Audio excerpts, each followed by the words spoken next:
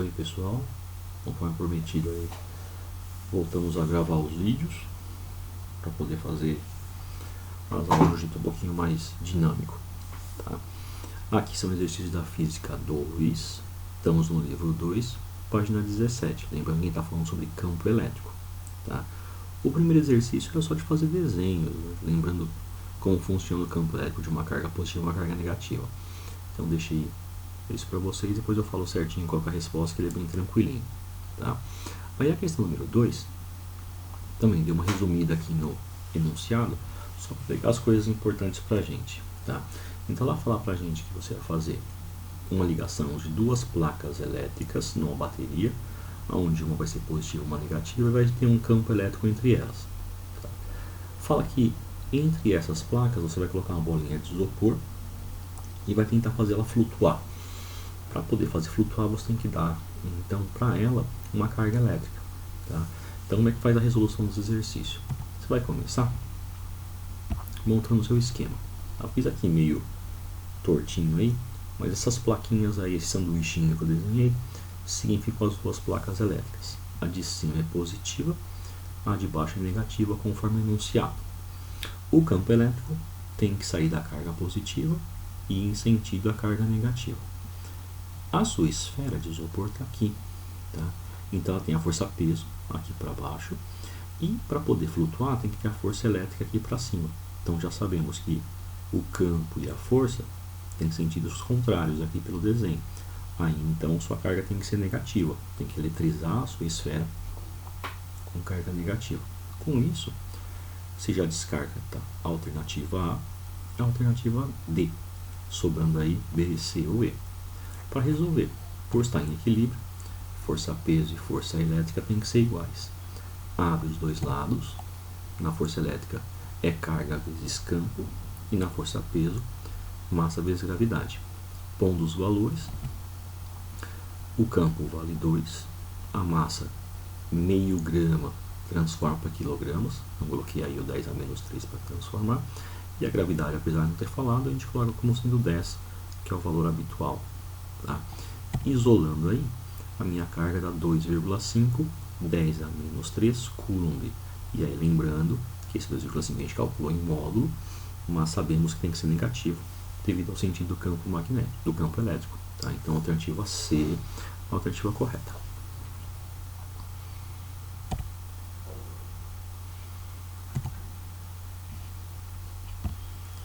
A próxima questão, questão 3, ela fala para você que uma esfera metálica tem raio meio metro e está carregada com carga positiva e em equilíbrio eletrostático, de modo que sua densidade superficial de cargas é 10 a menos 6 coulomb por metro quadrado. Sabemos que a esfera está assim no vácuo, ela está carregada com qual carga? E aí te dá o valor da constante K, e fala também quanto vale o π. Então aqui é aquela que a gente falou semana passada. Densidade, essa letra signo que apareceu aí, é a carga dividida pela área. A área que a gente tem é a área de uma esfera. Então você tem que lembrar aí de matéria de geometria espacial do segundo ensino médio, que a área de esfera é 4πr ao quadrado. Então substituir densidade como 10 a menos 6, a carga é o que eu quero, e aqui no denominador 4π. Optei por colocar 0,5 em forma de fração, 1 sobre 2, e ao quadrado por causa da fórmula. Resolvendo aí, então você tem 1 vezes 10 a menos 6 é igual a carga dividido por 4π vezes 1/4. Tá? O 4 do 4π e 1 do denominador do 4 da fração acabam se cancelando. Então vai passar multiplicando somente o π. Aí vai ficar π vezes 1, que é o π mesmo, e 10 a menos 6, que já estava lá. Troca o π pelo valor que ele te deu. 3,14 vezes 10 a menos 6. Tá? Alternativa A, alternativa correta.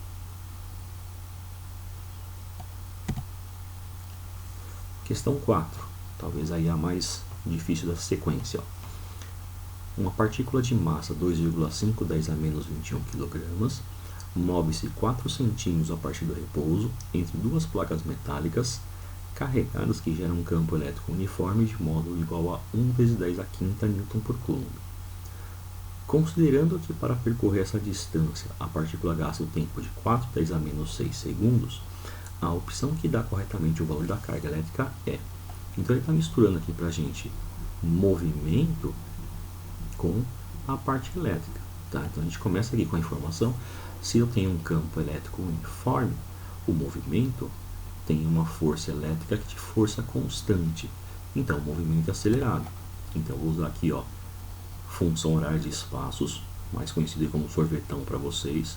E eu tenho S0 valendo 0 e por parte do repouso V0 vale 0.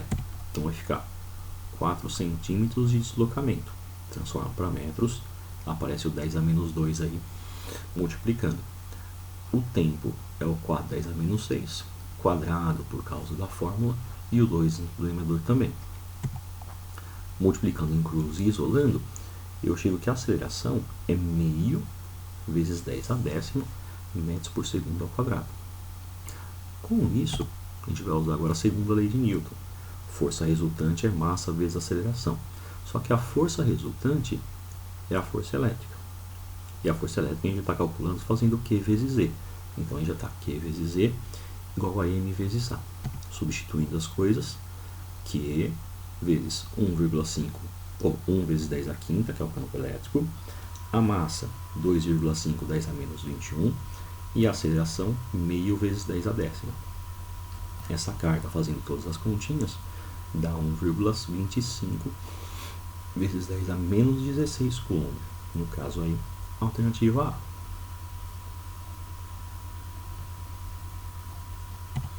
Na sequência, a gente vai ter exercícios aí que falam daquele assunto que eu completei também na semana passada, quando eu falei que as cargas já não eram mais pontuais, mas elas tinham forma de esfera. Aí eu coloquei para vocês aí que o campo interno de um condutor sempre vai ser 0. Na superfície vai ser dado pela formulinha kq sobre 2r ao quadrado, onde r é o raio dessa esfera. As cargas sempre ficam espalhadas na superfície do condutor. E aí, a partir do momento que você sai da superfície da carga, o campo elétrico funciona normalmente. Então, eu tinha colocado esse gráfico, eu ponho novamente para vocês. Então você tem aqui, ó, dentro da região da carga, você vai ter campo 0, aparece aqui, ó, 0 no gráfico. Bem na superfície, metade do campo total. Próximo à superfície seria um tal do campo total, que seria o kq sobre r ao quadrado. Então você não está na superfície, mas está muito próxima dela. E aí, conforme você se afasta, seu campo decai com a equação que a gente conhece, kq sobre d quadrado. Tá? E aqui só as coisas tem que tomar cuidado. As questões vão envolver agora a ideia de gaiola de Faraday, que é a consequência do campo interno ser 0. Então você estando lá dentro de uma superfície metálica, você não toma choque. E se você for pensar em simetria dos corpos, você tem aquela coisa que eu falei sobre o poder das pontas. Sempre quando o corpo vai afinando, a região mais pontiaguda tem acúmulo de cargas. Isso é chamado poder das pontas. Tá? Então aí na sequência, ó, questão conceitual. Primeira questão. Durante uma experiência didática sobre eletrostática, um professor de física eletriza uma esfera metálica oca suspensa por um fio isolante. Na sequência faz as afirmações a seguir. Primeiro, a carga elétrica transferida para a esfera se distribui na superfície externa desta. Então essa afirmação é verdadeira. Segunda afirmação, o campo elétrico no interior da esfera é nulo. Também verdadeira essa informação. O campo elétrico na parte exterior da esfera tem direção perpendicular à superfície dessa. Aí você tem que lembrar que se fosse uma carga pontual, o campo sairia ou entraria. Se eu estou fazendo uma circunferência, então o meu campo é como se fosse o raio dessa circunferência. E o raio sempre é perpendicular à superfície dela. Então, verdadeira aí, terceira afirmação. Quarta afirmação, a superfície da esfera, na situação descrita, apresenta o mesmo potencial elétrico em todos os pontos. Aqui ela veio meio fora de sequência, a gente não sabe o que é potencial ainda. Então aqui eu dou um spoiler para vocês. A gente fala que isso é verdadeiro, tá? Quando chegar a potencial, a gente retoma e fica mais fácil de entender. A quinta informação, a carga elétrica acumulada na esfera é positiva, pois lhe foram transferidas cargas positivas. Aí está errado. Lembra que sempre quem está se movimentando são cargas negativas, e aí você tem sentido de entrada e sentido de saída.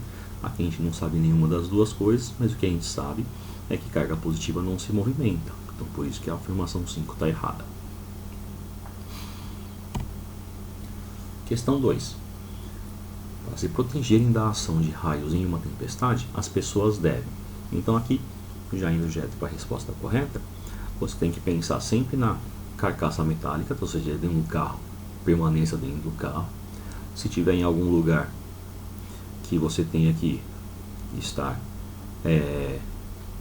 protegido, evite regiões que tenha coisas pontiagudas. Então no caso aqui pra gente, alternativa E, evitar em casa ou de aparelhos telefônicos com fio, vai que alguma coisinha, algum raio pegue por fora e aí esse fio vira um condutor, pode trazer a eletricidade para dentro.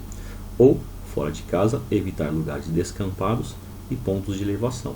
E aí aquela coisinha que a gente falou em relação aos poder das pontas, que seria o campo de elevação. Questão 3. A umidade relativa do ar no inverno em 2010 em Goiânia atingiu níveis muito baixos. Essa baixa umidade pode provocar descargas elétricas nas pessoas quando elas aproximam seus dedos de superfícies condutoras de eletricidade.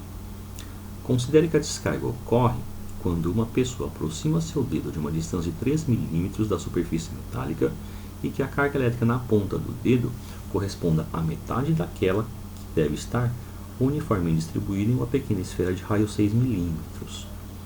Nessas condições, a carga acumulada na ponta do dedo em cubos vale quanto?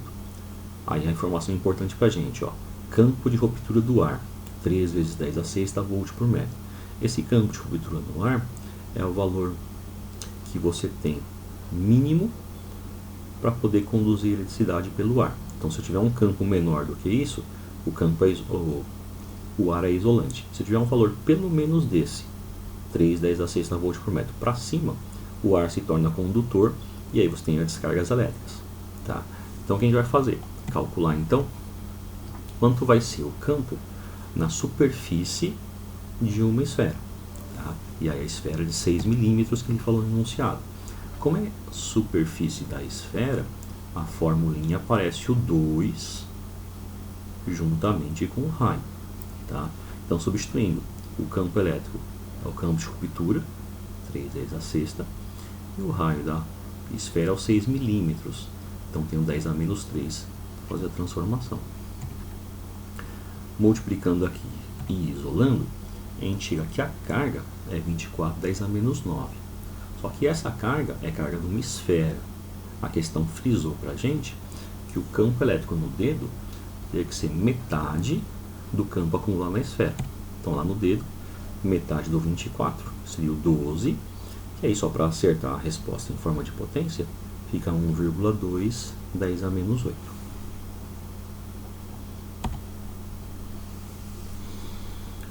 Quarta questão. A apresentação de gráfico. Então você tem aqui o enunciado. Um condutor esférico de raio 10 cm é carregado positivamente. O gráfico mostra como o campo elétrico varia com a distância ao centro do condutor. Então você tem aqui o perfil daquele gráfico que eu falei. Até uma certa distância, que é o raio da circunferência, o campo é nulo. Depois ele dá um salto para metade do valor máximo. E aí depois atinge o valor máximo um pouquinho para fora da superfície.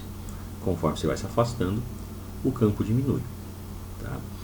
Aí a questão propõe, no ponto P, a 40 cm do centro do condutor, o campo elétrico em unidade 10 a quinta N por metro tem intensidade igual a quanto?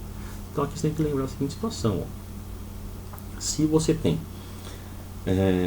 a distância sendo aumentada em 4 vezes, que está indo de 10 para 40, então você tem aqui seu campo elétrico, ele vai estar diminuindo aí 16 vezes.